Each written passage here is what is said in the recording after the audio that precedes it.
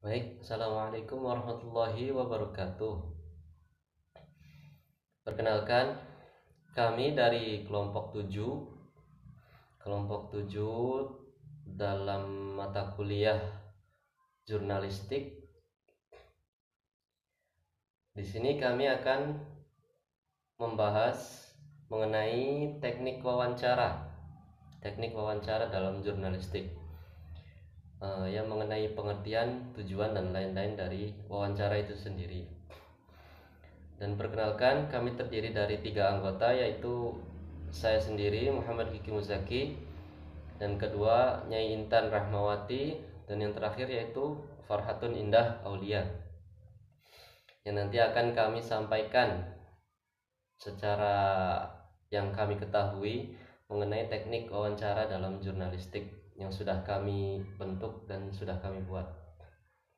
Langsung saja,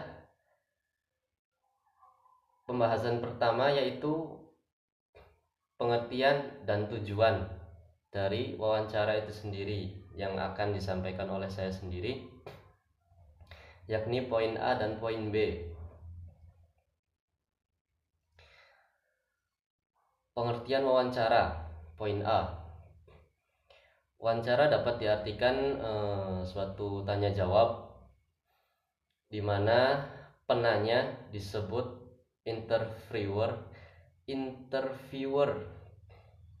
yakni penanya, dan yang ditanya atau yang memberikan informasi atau dinamai responden. Hubungannya dengan jurnalistik, untuk keperluan penulisan berita yang akan nanti disampaikan dalam media massa. Namun wawancara ini juga dapat dilakukan untuk keperluan lain seperti penelitian, penerimaan pegawai, dan lain-lain.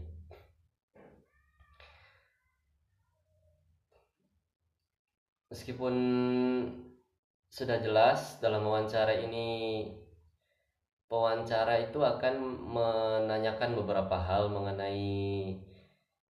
mengenai suatu persoalan dan akan melibatkan diskusi, dan dalam diskusi tersebut menentukan arah dari pertanyaan-pertanyaan yang diajukan. Yang kedua yakni poin B atau tujuan wawancara.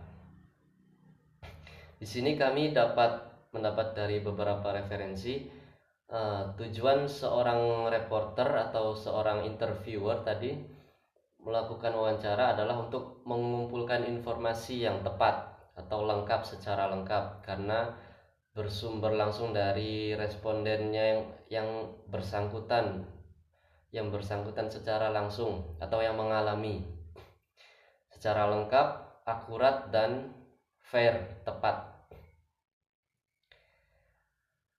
Seorang pewawancara atau interviewer yang baik mencari pengungkapan wawasan pikiran, sudut pandang dari si responden.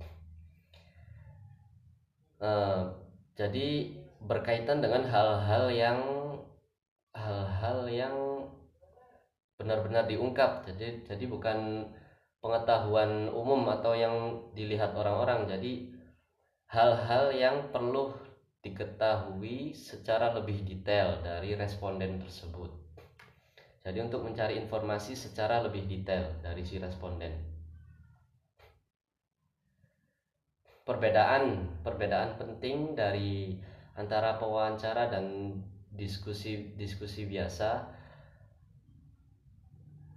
di mana wawancara itu bertujuan menggali permasalahan yang ingin disampaikan kepada khalayak yang lebih umum, yang lebih pembaca atau pendengar yang lebih luas.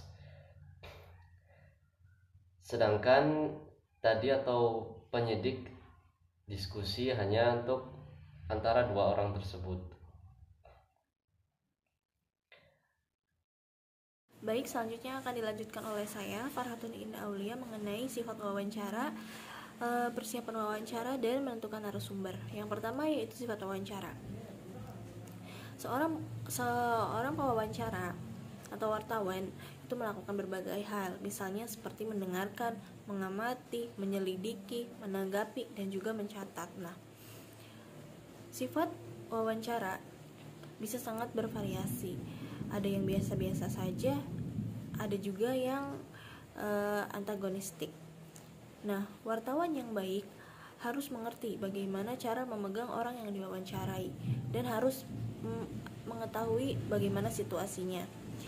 Nah, wartawan harus bisa merasakan apa yang harus dilakukan pada momen-momen tertentu ketika berlangsung wawancara. Misalnya yaitu kapan ia harus lembut, kapan ia harus ngotot atau bersikap keras, kapan ia harus mendengarkan tanpa berkomentar, dan kapan ia harus memancing dengan pertanyaan-pertanyaan yang tajam.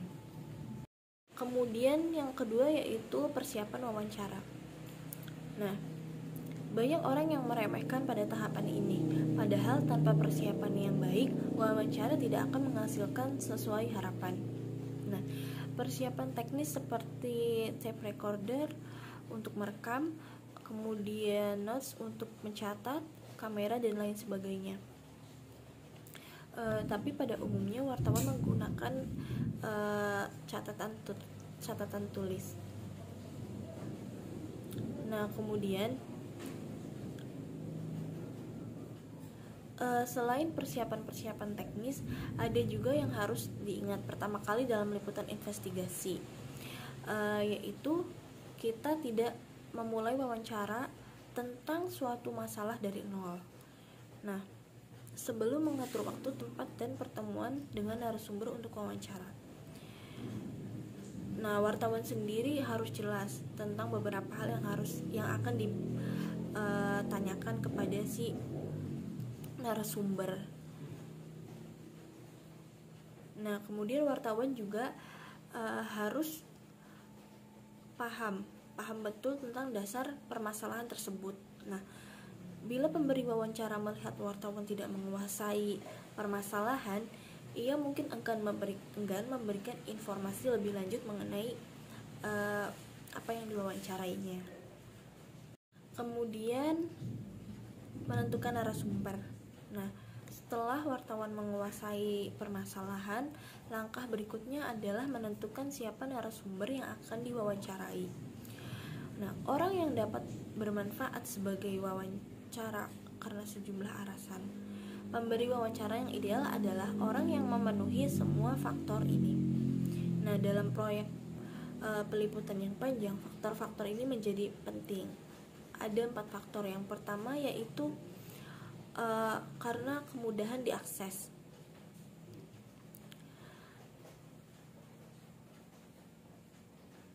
Yang kedua reliabilitas, yang ketiga akuntabilitas, dan yang keempat yaitu dapat tidaknya dikutip.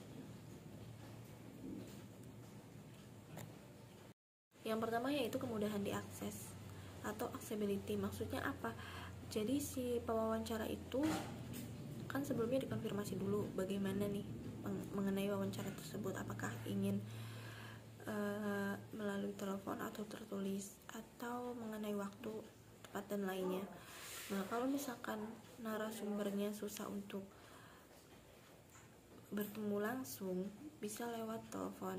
Nah, narasumber yang seperti ini bersifat vital bagi peliputan. Nah, wartawan tersebut itu harus realistis tentang prospek wawancara ini. Kemudian yang kedua yaitu reliabilitas atau reliability. Nah, apakah orang ini bisa dipercaya sebelumnya? Apakah informasi-informasi yang diberikan bisa dibuktikan dengan benar sumber-sumber independen lain atau yang lainnya, atau apa latar belakang kepentingan sehingga ia bersedia diwawancarai, seperti itu. Nah, wartawan ini harus hati-hati karena ia akan terlihat bodoh jika melaporkan isu atau desas-desus yang belum jelas kebenarannya. Kemudian yang ketiga yaitu ada akuntabilitas.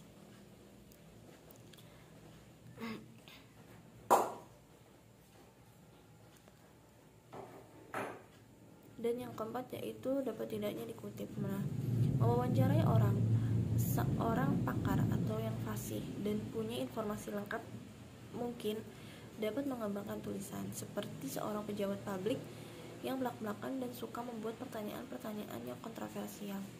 Ucapan macam apa yang suka dikutip wartawan. Nah, sedangkan orang awam itu kan biasanya tidak ahli dalam merekayasa komentar yang bagus buat dikutip wartawan. Sekian presentasi dari saya, akan dilanjutkan oleh saudarinya Ita. Terima kasih. Assalamualaikum warahmatullahi wabarakatuh. Saya Nyai Intan Hamawati akan membawakan materi mengenai mengatur waktu dan tempat wawancara. Jika sudah jelas pertanyaan ataupun materi yang akan ditanyakan serta orang yang akan diwawancarai ataupun narasumber, maka ditentukanlah waktu dan tempat untuk pelaksanaan wawancara. Tempat untuk melaksanakan wawancara bisa dilakukan di rumah ataupun di kantor narasumber. Nah, ketika pelaksanaan wawancara dilaksanakan di rumah, maka suasananya akan menjadi lebih santai dan informal. Sedangkan ketika kita melaksanakan wawancara di kantor, maka suasananya akan menjadi lebih formal. Namun, kantor ataupun rumah tidak selalu efektif ketika pembahasan tentang wawancara itu mengenai hal-hal yang bersifat investigatif, karena bagi narasumber ataupun orang yang diwawancarai, ia bisa saja merasa terancam, baik itu keluarganya ataupun karirnya, jabatannya, ataupun mengenai hal-hal yang berkaitan dengan pekerjaannya, karena tentunya ia tidak ingin informasinya itu bersifat publik dan tidak ingin diketahui oleh atasannya bahwa ia telah melakukan wawancara dengan pers. Nah, pengaturan waktu dan tempat haruslah bersifat kondusif ataupun normal,